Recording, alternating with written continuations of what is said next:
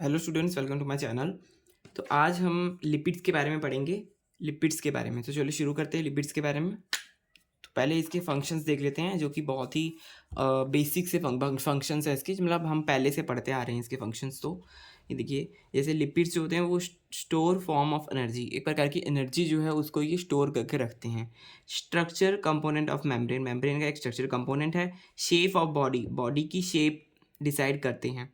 जो adipose tissue, जो fat की लेयर डिपॉजिट हो जाती है ना, तो वो क्यों डिपॉजिट होती है? बेसिकली इंटरनल ऑर्गन्स को वो करने के लिए, जो है प्रोटेक्ट करने के लिए वो डिपॉजिट होती है फैट। उस वो गुड फैट भी होता है, एक प्रकार का गुड फैट, जो कि एडिपोज टिश्यू उसको बोलते हैं। जो अगर ज़्यादा हो जाए तो फिर ऑब्वियसली वो तो फिर ओबेसिटी का कारण बनता है। हाँ, और गुड हार्मोन प्रिकर्सर भी यही है, हार्मोन प्रिकर्सर भी यही है। लिपिड्स जो है क्या है, हार्मोन प्रिकर्सर है और सिग्नलिंग मॉलिक्यूल की तरह काम करते हैं। पिगमेंट्स में भी देखने को मिलते हैं। तो ये सारे इसके फंक्शंस हैं।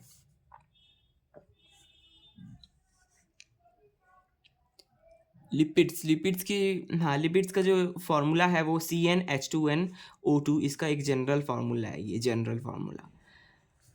प्रॉपर्टीज़ की बात करें, non polar, insoluble in water and soluble in नॉ इनसॉल्युबल किस में है? इस वाटर में तो इनसॉल्युबल है, उसमें तो घुलेंगे ही नहीं वाटर में ये। और जो पोलर, नॉन पोलर जो है, जैसे बेंजीन, बेंजीन एक नॉन पोलर सोल्यूशन है, बेंजीन है ना, उसमें ये कहते हैं, उसमें ये सॉल्युबल होते हैं। गिव मोर एनर्जी, एनर्जी मिलती है इनसे, लिपिड से हमें क्या मिलती है? एनर्जी मिलती है। Prefer substance is glucose and carbohydrate, क्योंकि इसमें ऑक्सीजन कम होता है और इसलिए हम ज़्यादा ये करते हैं, मतलब हमारी बॉडी जो है वो ज़्यादा ग्लूकोज और कार्बोहाइड्रेट्स को है उनको प्रेफर करती है। जो कि हमारे बाकी जो है दूसरे, जैसे कि लिपिड्स जो हैं उसमें वो ज़्यादा ऑक्सीजन को लेते हैं, इसलिए उनको कम प्रेफर किया जाता है। स्ट्रक्चर क्लासिफिकेशन की बात करें, सिंपल, कंपाउंड और डिराइव्ड लिपिड्स तीन प्रकार के हैं। सिंपल लिपिड्स में क्या आएगा? जैसे टैग, टैग का फुल फॉर्म है try acyl glycerol, try acyl glycerol. पहले हम इसकी क्लासिफिकेशन देख लेते हैं थोड़ी, क्या लिखा हुआ है। तो टैग जो है वो ऑयल और या फैट, दोनों में से कुछ एक होता है।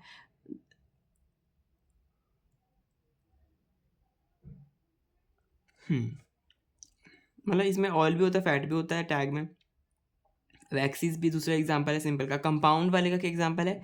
कंपाउंड और कॉम्प्लेक्स, उसमें फॉस्फोलिपिड्स आ गए, ग्लाइकोलिपिड्स आ गए, लिपोप्रोटीन्स आ गए। लिपोप्रोटीन्स दो प्रकार के हो सकते हैं, ग्लिसरॉल बेस्ड और स्फिंगोसिन बेस्ड। ये सब जो है, हम क्या कहते हैं, इसकी लिपिड्स जो है ना, बेसिकली जो हमारा जो मेम्ब्रेन होती है उसमें भी लिपिड्स ही हैं एक प्रकार के। ये सब हम पढ़ेंगे कि जो डबल मेम्ब्रेन रिंग होती है इसकी, जो आपस में ऐसे ऐसे, जो हम इसकी प्लाज्मा मेम्ब्रेन होती है उसमें ये प्रेजेंट होते हैं लिपिड्स, राफ्ट, लिपिड राफ्ट होती है उसमें। सेल बायोलॉजी में भी हम पढ़ेंगे इसके बारे में, सेल बायोलॉजी में। और आगे देखते हैं डिराइव्ड लिपिड्स। डिराइव्ड लिपिड्स जो क्या कहते हैं, formed by hydrolysis of simple और कंपाउंड। जो सिंपल और कंपाउंड में जैसे हाइड्रोलिसिस हो जाए, हाइड्रोलिसिस हो जाए, कुछ केमिकल रिएक्शन चेंजिंग आ जाए, तो उसमें फिर वो क्या बनाएंगे? लिपिड, ड्राइव्ड लिपिड बनाएंगे, ड्राइव्ड लिपिड बनाएंगे। सिंपल और कंपाउंड लिपिड्स में जब थोड़ा चेंजेस आएगा तो क्या बनाएंगे? ड्राइव्ड लिपिड बनाएंगे, ड्राइव्ड डिराइव्ड लिपिड्स बनाएंगे। ये कौन कौन से हो सकते हैं? ये हो सकता है फैटी एसिड हो सकते हैं, हार्मोन्स हो सकते हैं, फैटी एसिड्स हो सकते हैं, हार्मोन्स हो सकते हैं। ग्लिसरीन क्या लिखा होगा? आई थिंक मैंने ग्लाइकोकीटोन बॉडीज, या फिर हाँ, ग्लिसरॉल कीटोन बॉडीज, ग्लाइकोकीटोन ऐसे कुछ होगा। और स्टीरॉल हो सकते हैं। आगे है, आगे लिखा होगा तो हम पढ़ेंगे इसके बारे में। सो ये ऐसे की क्लासिफिकेशन लिखी हुई है मैंने कि भाई सिंपल की, कंपाउंड्स की और डिराइव्ड की।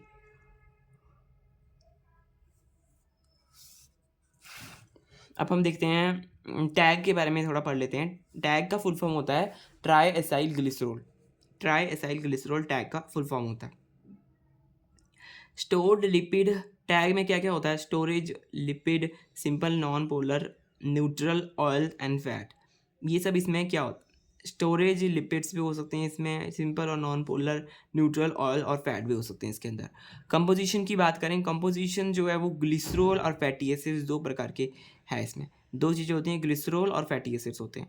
ग्लिसरॉल जो है वो 3 कार्बन के होते हैं, 3 कार्बन के होते हैं पॉलीहाइड्रोक्सी अल्कोहल।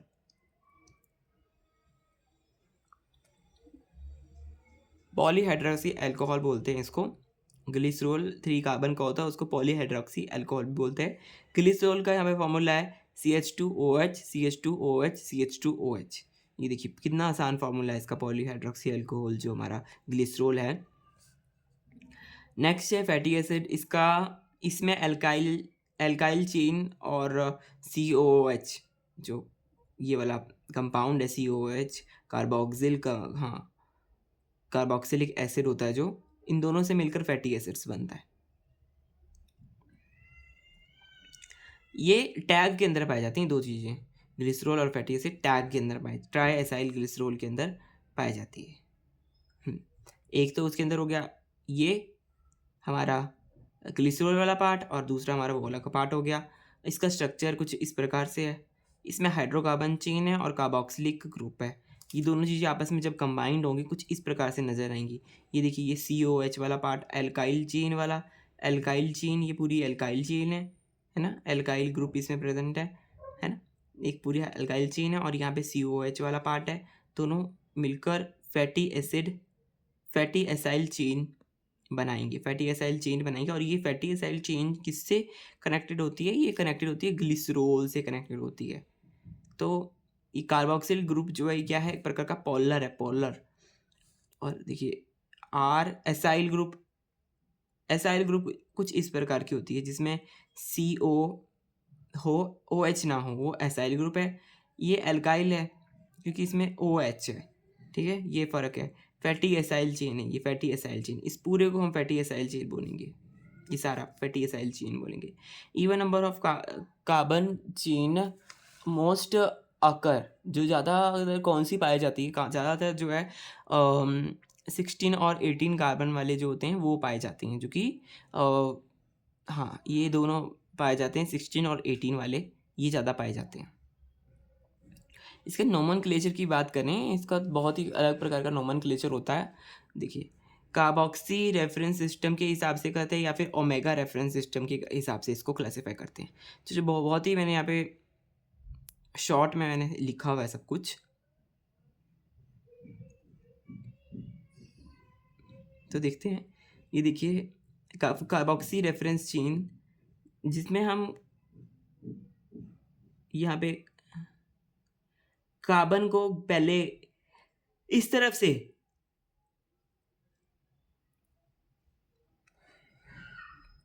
ये जो COH कार्बोक्सी वाला पार्ट है ना, इधर से हम गिनेंगे। कार्बोक्सी रेफरेंस सिस्टम है तो 1 2 3, फिर यहाँ पे डबल आया, बॉन्ड आया, तो 7 पे डबल बॉन्ड आ गया। तो ऐसा हमने यहाँ पे 7 पे डबल बॉन्ड आ गया, फिर उस हिसाब से हम इसकी नंबरिंग करेंगे। और एक दूसरा ऑप्शन होता है ओमेगा रेफरेंस सिस्टम, जिसमें हम इधर से ओमेगा रेफरेंस सिस्टम इस तरफ से शुरू होता है, जहाँ पे हमारा CH है, CH इधर से CH3 है, जहाँ पे CH3 है, जहाँ पे इधर से शुरू होगा। तो यहाँ से फिर 1 2 3 4 5 6, 1 2 3 4, फोर्थ पोजीशन पे डबल बॉन्ड आ रहा है। तो इस प्रकार से ऐसे हमारा आएगा। इसको हम 11:1 भी बोलते हैं, क्योंकि ये इसमें देखिए टोटल कितने कंपाउंड्स हैं, कार्बन है 1 2 3 4 5 6 7 8 11 हैं इसमें कंपाउंड। और 1:1 का मतलब इसमें एक डबल बॉन्ड है, इसलिए यहाँ पे 1:1 लिखा हुआ है, 11:1 इसलिए यहाँ पर लिखा हुआ है। और ओमेगा 4 क्यों लिखा हुआ है? ओमेगा 4 इसलिए लिखा हुआ है क्योंकि अगर हम ओमेगा रेफरेंस सिस्टम के हिसाब से जब इसकी काउंटिंग करेंगे, तो ध्यान से देखो, अगर आप जूम कर सकते हो तो आप जूम कर लेना इसको, तो ध्यान से देखो, तो 1 2, यहाँ पे मैंने ब्लैक पेन से लिखा हुआ है बेसिकली, ये जो है ना, ये ब्लैक पेन से लिखा हुआ है 1 2 3 4, फोर्थ पोजीशन पे डबल बॉन्ड आता है, तो इसलिए ओमेगा 4 और डेल्टा 7, क्योंकि कार्बोक्सी रेफरेंस सिस्टम को हम डेल्टा से डिनोट कर रहे हैं यहाँ पे। फिर कार्बोक्सी 1 2 3 4 5 6 7, सेवन्थ पोजीशन पे आ रहा डबल बॉन्ड, तो हो गया ओमेगा 4 डेल्टा 7, ये इसका एक नोमेनक्लेचर हो गया। तो इस हिसाब से अगर ऐसे कुछ क्वेश्चन में आएगा तो हम इसको बता सकते हैं कि भाई उस हिसाब से कि भाई कहाँ पर उसमें वो लगा हुआ है बॉन्ड, उस बेसिस पर।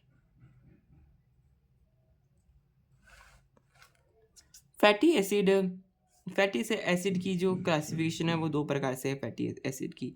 तो एक बार हम इसको ये वाला पढ़ लेते हैं, सॉरी इस कॉन्फ़िगरेशन पढ़ लेते हैं। कॉन्फ़िगरेशन सिस कॉन्फ़िगरेशन या फिर ट्रांस कॉन्फ़िगरेशन होगी। दो प्रकार की कॉन्फ़िगरेशन इसमें होगी। सिस कॉन्फ़िगरेशन मतलब देखिए, सिस मतलब दोनों CH जो है वो एक तरफ है ना? और यहाँ पर ट्रांस में H जो है दूसरी तरफ है, ऐसे देख सकते हैं आप। ट्रांस वाला ज़्यादा स्टेबल होता है क्योंकि ऑब्वियसली ये हिंड्रेंस कम है इसमें, है ना? स्टीरिक हिंड्रेंस कम है। ये था कन्फर्मेशन।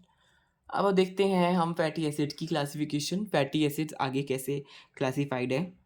फैटी एसिड ये है इसको बोलते हैं हाइड्रोकार्बन चेन। हाइड्रोकार्बन चेन है। सैचुरेटेड फैटी एसिड्स हैं, अनसैचुरेटेड फैटी एसिड्स हैं। सैचुरेटेड फैटी एसिड से सिंगल बॉन्ड से कनेक्टेड हैं, अनसैचुरेटेड जो डबल बॉन्ड से हैं कनेक्टेड। सारे ऑब्वियसली तभी वो है ना, इसमें तो गुंजाइश है, इसलिए इसमें सैचुरेशन अभी नहीं आया, इसलिए इसे बोल रहे हैं अनसैचुरेटेड। अनसैचुरेटेड आगे दो प्रकार से हैं, जिसमें कि डबल बॉन्ड देखते होंगे, मोनो अनसैचुरेटेड होगा, या फिर मोर देन वन, एक से ज़्यादा डबल बॉन्ड होगा, या फिर एक डबल बॉन्ड होगा, या फिर एक से ज़्यादा डबल बॉन्ड होगा। एक से ज़्यादा वाला जो होगा डबल बॉन्ड वो एक प्रकार का सैचुरेटेड हो गया, ये मोनो सैचुरेटेड है। तो ऐसे इसमें डिफरेंस है। अब यहाँ पर ये नोमेनक्लेचर के हिसाब से यहाँ पर इनका लिखा हुआ है, जो सैचुरेटेड फैटी एसिड और अनसैचुरेटेड फैटी एसिड्स हैं उनकी क्लासिफिकेशन है बेसिकली आगे। तो सैचुरेटेड फैटी एसिड्स कौन कौन से होते हैं? क्लोरिक, मिरिस्टिक, पाल्मेटिक, स्टीयरिक, ये सारे सैचुरेटेड फैटी एसिड्स हैं। इनका नोमेनक्लेचर LA, लॉरिक का LA, मिरिस्टिक का M, पाल्मेटिक का P, स्टीरिक का S। तो अब लॉरिक का 12:0 है, मतलब इसमें 0 क्या कहते हैं डबल बॉन्ड है। ऑब्वियसली ये सैचुरेटेड है, सैचुरेटेड वालों में सब में 0 ही है। देखिए इसमें 14:0 है ना, 16:0, 18:0। तो ये सारे 0 इसलिए ही हैं क्योंकि इसमें डबल बॉन्ड है नहीं, सारे सैचुरेटेड वाले हैं, तो इसलिए ये 0 हैं। और अगर बात करें अनसैचुरेटेड वाले की, तो उसमें ओलिक है, ओलिक को O से रिप्रेजेंट करेंगे, और इसका क्या होगा नोमेनक्लेचर, इसका होगा 18:1। 18:1 मतलब 18 कंपाउंड है टोटल, और एक क्या है डबल बॉन्ड है। अब वो डबल बॉन्ड कहाँ पर है वो हमें ये नोमेनक्लेचर बता रहा है, तभी मैंने यहाँ पे नोमेनक्लेचर के बारे में लिखा जानकारी, ताकि पता चले कि कैसे वो नोमेनक्लेचर बता रहा है। ओमेगा रेफरेंस सिस्टम के हिसाब से वो ओमेगा के हिसाब से तो 9th पोजीशन पर है, और जो हमारा कार्बोक्सिक रेफरेंस सिस्टम है उस हिसाब से भी 9th पोजीशन पर है। मतलब कि दोनों हिसाब से क्या कहते हैं 9th पोजीशन पर ही डबल बॉन्ड देखने को मिल रहा है, ठीक है। और दूसरे अनसैचुरेटेड में जैसे अगर हम रिसिनोलिक एसिड जो है उसकी बात करें, नोमेनक्लेचर जो है RI से रिप्रेजेंट करेंगे, और 18:1 है। सिंपल सेम इसका भी फिर वैसे ही नोमेनक्लेचर होगा। लिनोलिक एसिड जो है उसके हिसाब से बात करें तो इसका नोमेनक्लेचर LI, और इसके स्ट्रक्चर की बात करें तो 18:2, मतलब 18 कंपाउंड है, 18 कार्बन है, और उसमें दो सैचुरेटेड फैटी एसिड्स इसमें देखने को मिल रहे हैं। दो डबल बॉन्ड्स देखने को मिल रहे हैं। एक कार्बोक्सी के हिसाब से बात करें तो 9th पोजीशन पर और 12th पोजीशन पर ऐसे देखने को मिल रहा है, और ओमेगा में यहाँ पे 9th लिखा हुआ है। तो ऐसे लेनोलेनिक वाले में 18:3 है, 3 डबल बॉन्ड आ गए। तो ऐसे पूरा कहते क्लासिफिकेशन चलता रहता है, किस हिसाब से कहाँ पर डबल बॉन्ड है और कहाँ पर नहीं है। उसके दो तरीके हमने पढ़े थे, जो कि एक तरीका तो था कि भाई कार्बोक्सी रेफरेंस सिस्टम वाला, और एक दूसरा तरीका था ओमेगा रेफरेंस सिस्टम वाला। तो आगे फिर डिवीजन देख ली हमने, है ना, सैचुरेटेड फैटी एसिड और अनसैचुरेटेड फैटी एसिड किस प्रकार से डिवाइडेड है। अनसैचुरेटेड में ऑब्वियसली डबल बॉन्ड होंगे, सैचुरेटेड में नहीं होंगे। अब हम आगे चलते हैं फैटी एसिड्स के बारे में। अब फैटी एसिड्स को हम दूसरे तरीके से क्लासिफिकेशन होते हुए देखते हैं। तो अगर आपने नहीं किया है मेरा चैनल को सब्सक्राइब, तो आप कर सकते हैं इसको सब्सक्राइब, ऋषभ लाइफ साइंसेस को। क्लासेस अब कंटिन्यू रहेंगी, सो और भी पूरा कंटेंट मैं आपसे शेयर करूँगा जो भी मैंने नोट्स बनाए हैं। फैटी एसिड्स की बात करें, फैटी एसिड्स की बात करें तो इसमें एसेंशियल और नॉन एसेंशियल इन दो चीज़ों में भी ये क्लासीफाई होते हैं। एसेंशियल वाले जैसे लिनोलेट है और लिनोलिनेट है।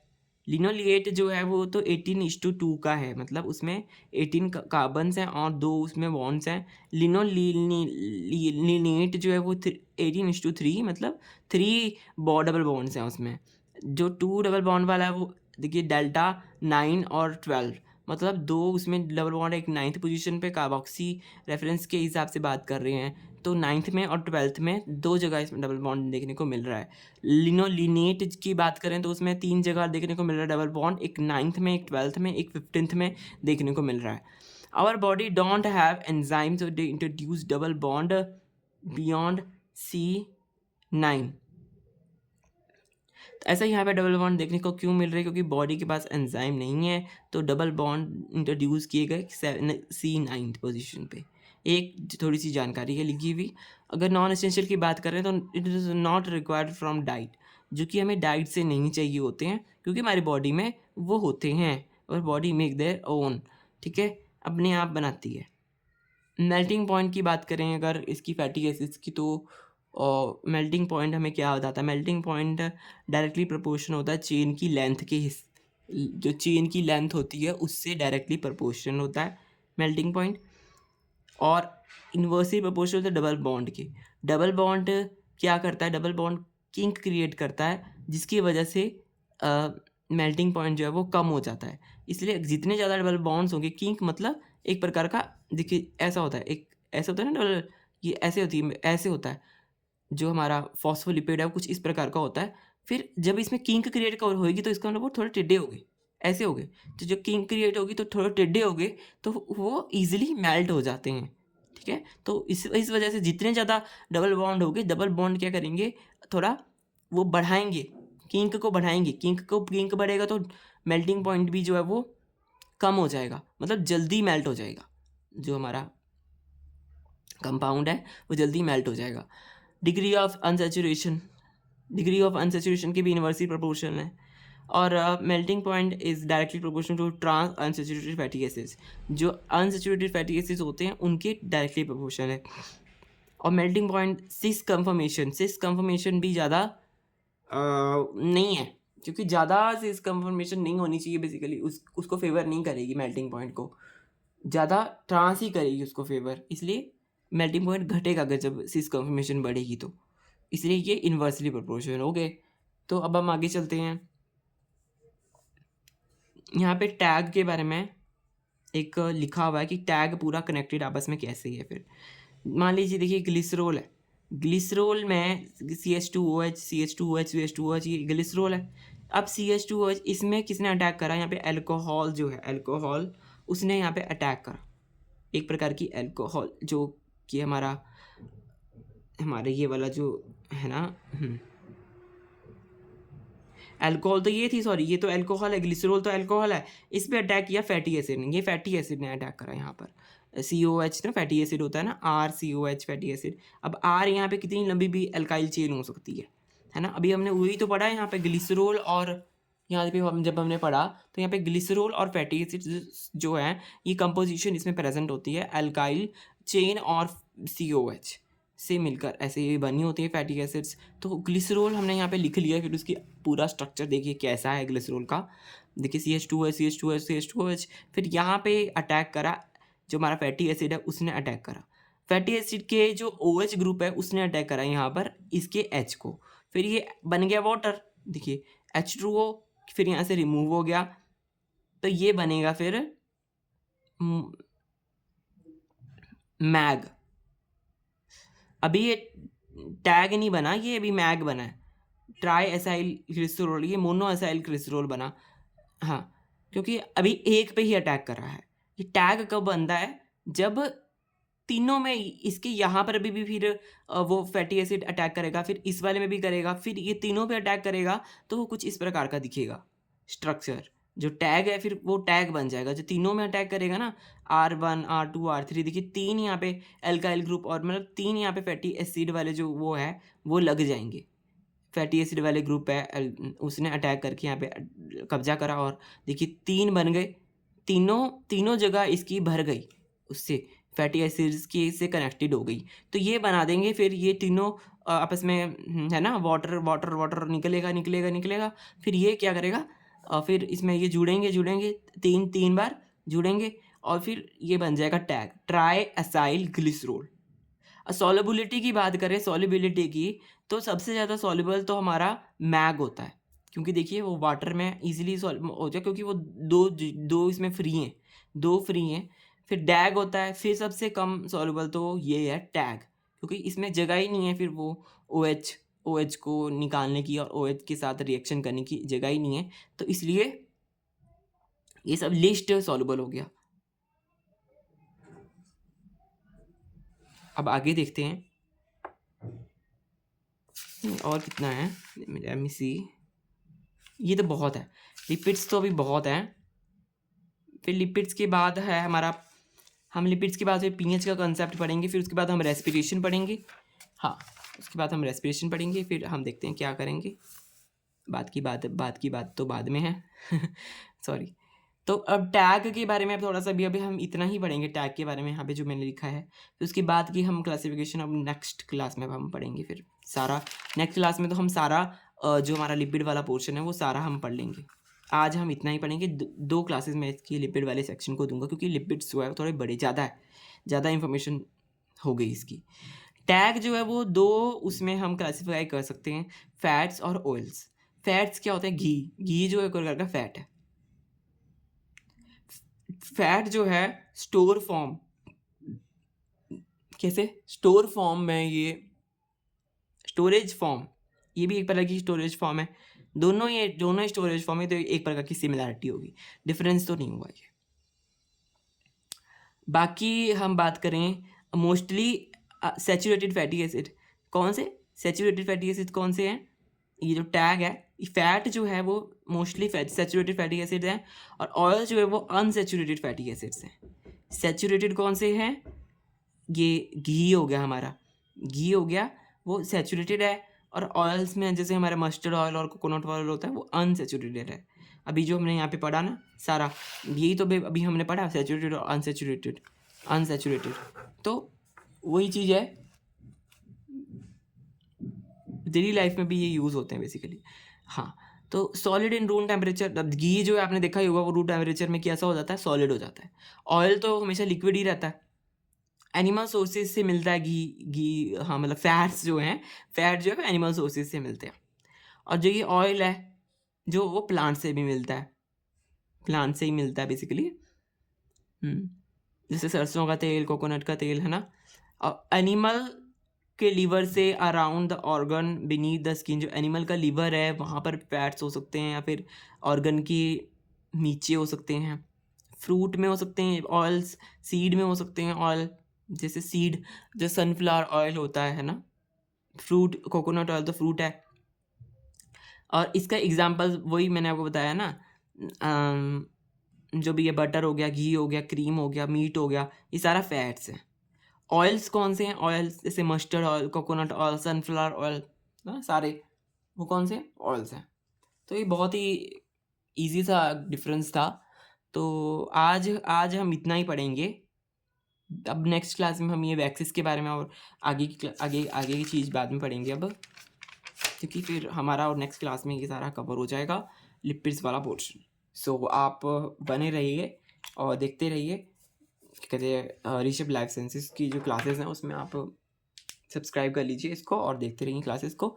ठीक है friends, bye bye, have a nice day.